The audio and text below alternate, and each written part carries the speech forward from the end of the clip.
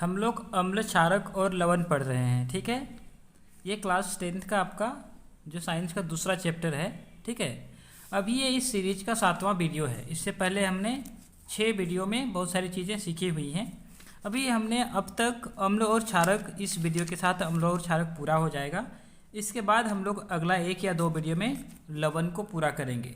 ठीक है, तो ये अम्ल और क्षारक का जितना भी वीडियो हमने बनाया हुआ है उसके साथ साथ जो क्वेश्चंस थे वो भी हमने साथ में देखा था। अभी ये कुछ क्वेश्चंस हैं। ठीक है, अगर आप इससे पिछला वाला वीडियो देखे हैं जो पार्ट 6, अगर वो आप देखे हैं तो ये क्वेश्चंस आपको सारे समझ में आएंगे। ठीक है, और आप चाहें तो सभी जो वीडियोस हैं पार्ट 1 से लेकर अभी तक का सारे को आप देखें एक साथ, तो ये जो आपका सेकंड चैप्टर है पूरी तरह से क्लियर हो जाएगा। ठीक है, वैसे ही इससे पहले पार्ट 1 का भी मैंने वीडियो बनाया हुआ है, तो आप चाहें तो उसको भी देख सकते हैं। ठीक है, ये देखिए पहला क्वेश्चन क्या है। आपके पास 2 बिलियन ए एवं बी हैं। बिलियन ए के पीएच का मान 6 है एवं बिलियन बी के पीएच का मान 8 है। किस बिलियन में हाइड्रोजन आयन की सांद्रता अधिक है? इनमें से कौन अम्लीय है तथा कौन क्षारकीय है? ये क्वेश्चन है। ठीक है, मतलब 2 बिलियन है। ठीक है, एक को ए नाम दिया है, एक को बी नाम दिया है। ए और बी 2 बिलियन है। जो ए है उसका पीएच मान 6 है और जो बी है उसका पीएच मान 8 है। ठीक है, तो आपको बोल रहा है कि इसमें से कौन आपका अम्लीय है, कौन क्षारकीय है, और दोनों में से किसमें हाइड्रोजन आयन की जो सांद्रता है वो अधिक है। हाइड्रोजन आयन की सांद्रता किसमें अधिक है, ये क्वेश्चन में पूछा हुआ है। तो आपको पता है 7 जो पीएच मान होता है वो क्या होता है, उदासीन होता है। ठीक है, 7 से कम रहता है तो वो अम्लीय होता है और 7 से अधिक रहता है तो क्षारकीय होता है। यानी कि जो ए है जिसका पीएच मान 6 है ये क्या हो जाएगा, अम्लीय होगा। ठीक है, और जिसका पीएच मान 8 है, जो बी जो कोई एक बिलियन है जिसका पीएच मान 8 है, तो बी क्या हो जाएगा आपका, क्षारकीय। यानी कि ए अम्लीय बी क्षारकीय। ये इतना क्वेश्चन बन गया। उसके बाद बोल रहा है किस बिलियन में हाइड्रोजन आयन की सांद्रता अधिक है। तो हाइड्रोजन आयन की सांद्रता किस में अधिक है, इसके लिए हमने पिछला वीडियो जो देखा था आप उससे इस चीज़ को आसानी से समझ सकते हैं। ठीक है, वो मैं आपको थोड़ा दिखाता हूँ।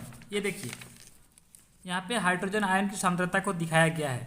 इधर हाइड्रोजन आयन सांद्रता अधिक है, इधर कम है, ऐसा दिखाया गया है।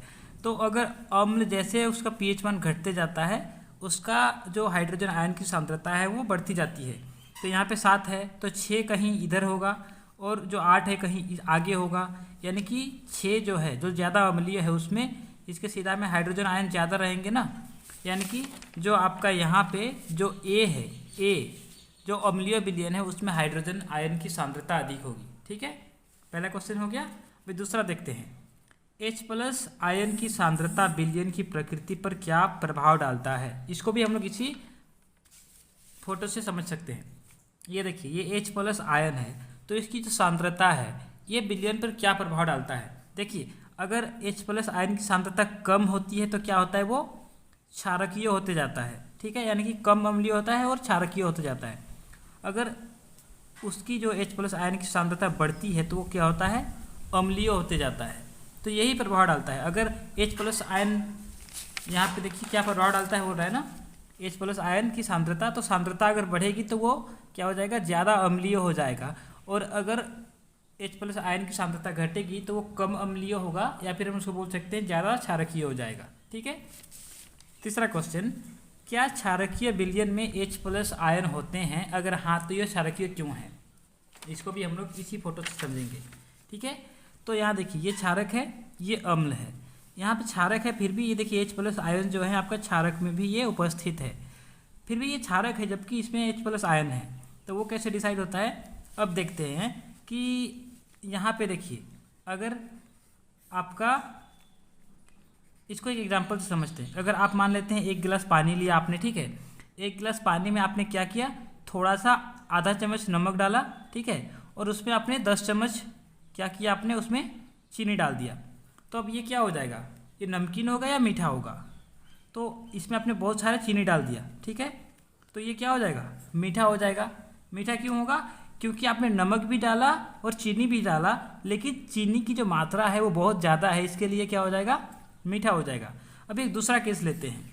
दूसरा गिलास का पानी लिए, इसमें क्या करेंगे हम लोग, 1 चम्मच चीनी डालें और 3 चम्मच 4 चम्मच 5 चम्मच हमने इस पर नमक डाल दिया। अब ये कैसा होगा, इसमें चीनी भी है और नमक भी है, लेकिन अब ये आपका जो ये पानी है ये नमकीन लगेगा। क्यों? क्योंकि इसमें आपने नमक ज़्यादा डाला है।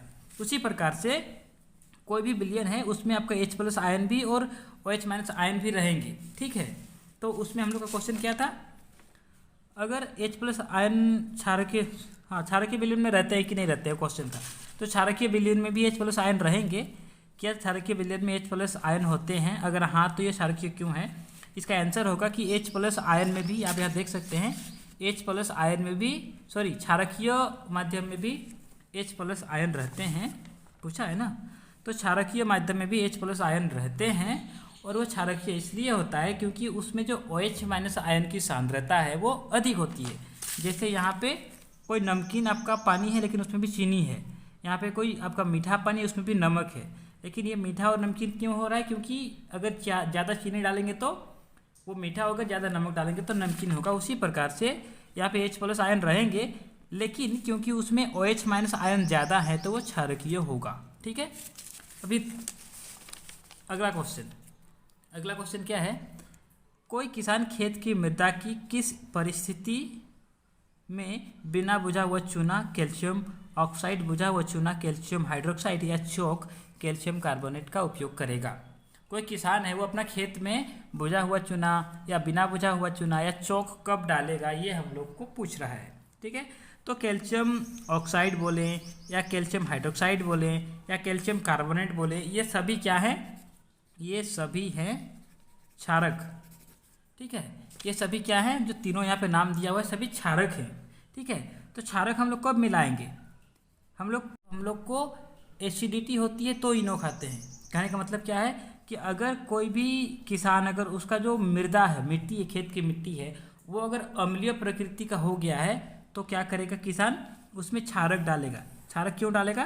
ताकि मिट्टी को उदासीन करके उसमें अच्छे से फसल उगाया जा सके, ठीक है।